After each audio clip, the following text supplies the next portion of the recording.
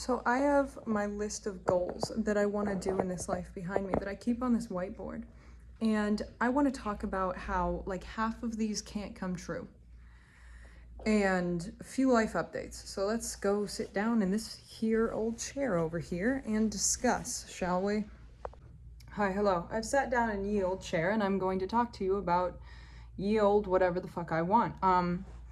So behind the scenes, who I've been trying to become is I want to get a PhD in psychology. I want to be an ultramarathon runner. I want to be an author of a New York Times best-selling novel. And I want to keep pursuing YouTube and content creation. Those are the 4 things I have written up on my wall. And I have plans of how I'm going to reach those goals written underneath all of them, because I believe that a problem written is a problem halved.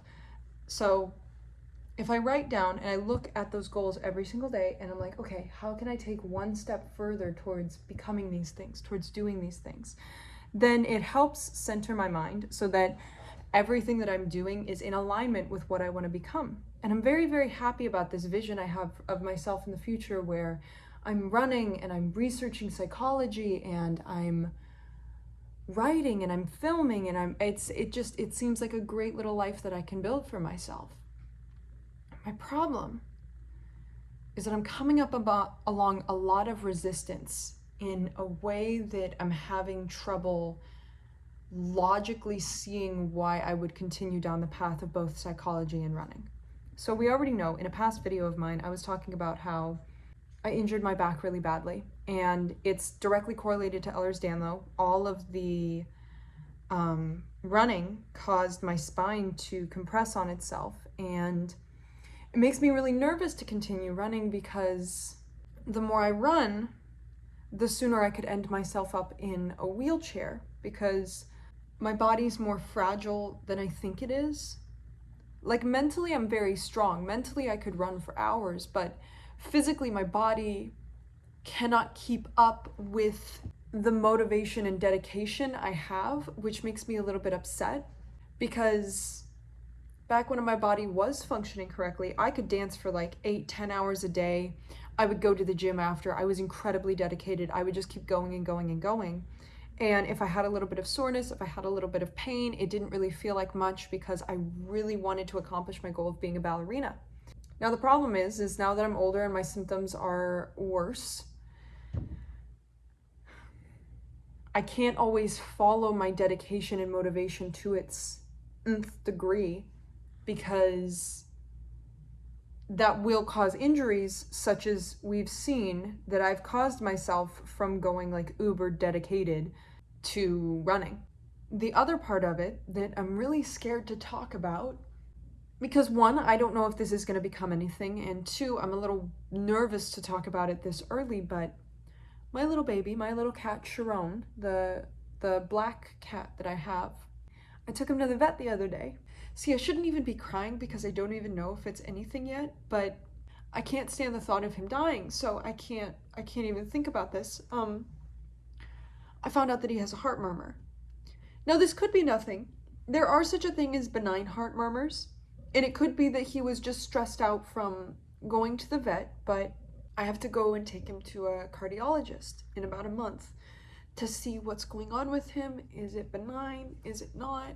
And I've been studying psychology for the past couple of months independently on my own, and it's about time to sign up for college classes. Medication for heart murmurs in cats can be a little pricey, especially if I have to buy him monthly medication, and or if he needs surgery, or if he needs any kind of care. And I was supposed to sign up for classes this month, like quite literally yesterday. And when I got this news, which obviously it's not anything crazy yet, but it could be something very serious, I don't want to put my money into a college degree if I know that that money could have saved him. And that's what I keep feeling and hearing. It's something that's worrying me a little bit, because I'd much rather have a savings account full just in case he needs it than spend that savings account on college. And I'll tell you a little bit about my belief system when it comes to resistance. Sometimes I think that resistance amongst your path is actually safety in disguise. Like I've talked about this before, how sometimes when you don't get what you want, it's because you're being protected from something.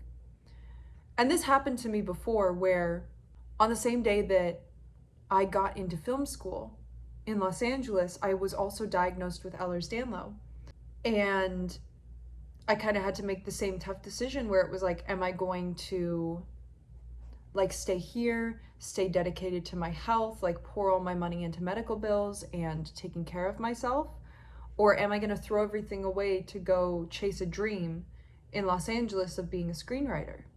And ultimately, I chose my health because unless I want something so badly, I'm not going to risk homelessness. I'm not going to risk my safety just for a dream that I don't feel that strongly about.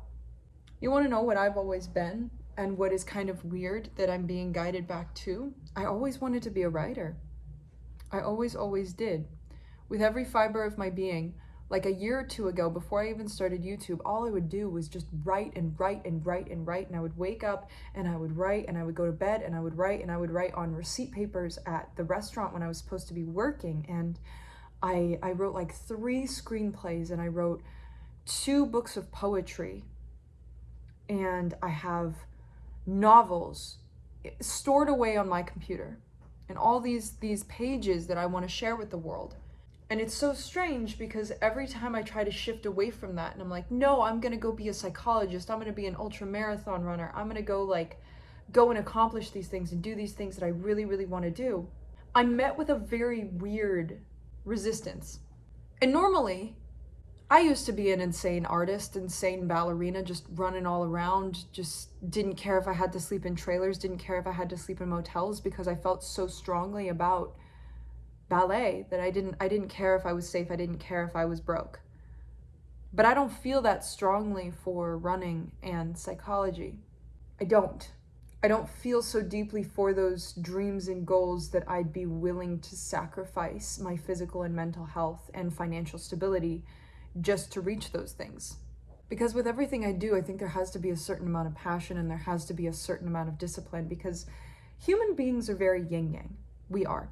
We can't say that we have to be dedicated 100% and we have to really push every moment and we have to all be like David Goggins. I think he's a great man. I think he did wonderful things with his life. Can every other human being on the planet be exactly like him? No.